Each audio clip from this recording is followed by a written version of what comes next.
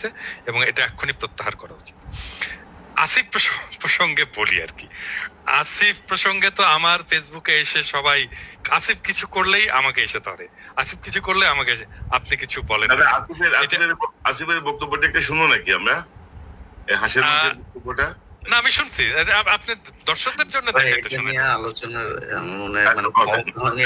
আলোচনা করছে। এটা আমি কিছু মনে করি ভাই, আসিফ কি মনে করেন যে আসিফ গুলিস্তানে যায় খাবে? বললাম এটা হচ্ছে নীলা হোটেল এবং ওয়েস্টিন আর কি।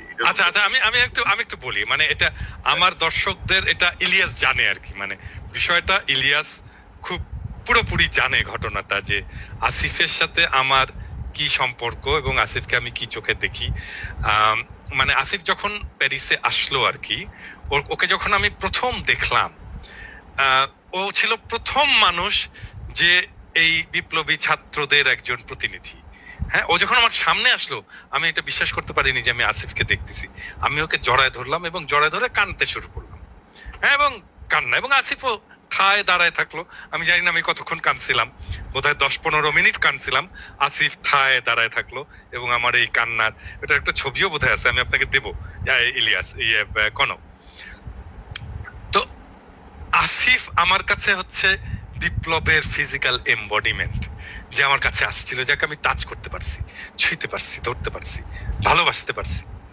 তো একটা আমার সাথে, আপনারা জানেন যে আমি খুবই ইমোশনাল মানুষ, এবং সেই অর্থে আসিফের সাথে আমার একটা খুব ব্যক্তিগত ইমোশনাল একটা সম্পর্ক আছে।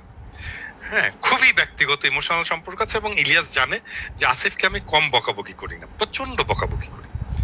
মানে এই ছাত্রদের মধ্যে 2 জন আমার বেশি বকাবকি খায়, প্রথম আসিফ আর নাম্বার 2 হচ্ছে হাসনাত। এবং আমি কিন্তু চেষ্টা করি সবসময় যেন আসিফ কোনো ভুল না করে, কোনো মিস্টেক না করে, ওকে কাউন্সেল করা, ওকে শেখানো, ম্যানেজমেন্ট শেখানো। আমি এগুলো ছোটখাটো অনেক বিষয়ে তাকে সাজেশন দিই। ছোট ছেলে, এখন ধরেন যদি কেউ বলে যে মানে আপনি আশকারা দিয়ে দিয়ে আসিফকে এরকম করছেন, বলতে পারে যদি বলে, হ্যাঁ, কিন্তু আমি আসিফের প্রতি ওই স্নেহ, ওই ভালোবাসা, ওইটাকে আমি সবসময় নার্চার করব। আমি আসিফের এই কথাটা বলাটা ঠিক হয়নি, এই যে আমি ওয়েস্টিনে যাই, এই কথাটা বলাটা ঠিক হয়নি, এবং আমি কিন্তু সত্যি খুব রাগ করছি আসিফের উপরে এই কথাটা বলাতে। কারণ কি জানেন, আমি আসিফকে খুব স্পেসিফিক্যালি এই ব্যাপারে, মানে আমার ছোট ভাই যদি মন্ত্রী হতো, আমি ওকে যেভাবে, বা ইভেন আমার ছেলের বয়স তো আসলে আসিফ কিসের ছোট ভাই, আমার ছোট ভাই তো অনেক বড়। আমার ছেলে যদি হতো, মন্ত্রী হতো, আমি তাকে যেভাবে তাকে ধরে ধরে ধরে ধরে ধরে ধরে শেখাতাম, আমি আসিফকে কিন্তু এই বিষয়গুলো শিখিয়েছি। আমি কিন্তু ওকে বলছি যে আসিফ, তুমি তোমাকে খুব মিনিমালিজমের উপরে চলতে হবে, খুব অল্প জিনিসে তোমাকে তৃপ্ত থাকতে হবে, খুব বেশি জিনিস, তুমি যখন ভাত খাবে একটা তরকারি দিয়ে ভাত খাবে, একটার বেশি তরকারি নিবে না। আমি বলছি কেন নেবে না, কারণ তোমার দেশের মানুষ একটার বেশি তরকারি দিয়ে ভাত খেতে পারে না। তুমি তার জীবনটা বুঝতে পারবা না তুমি যদি এটা না করো, তুমি এই কাজটা করবো। আমি কিন্তু এক্স্যাক্টলি এই কথাটা বলছি।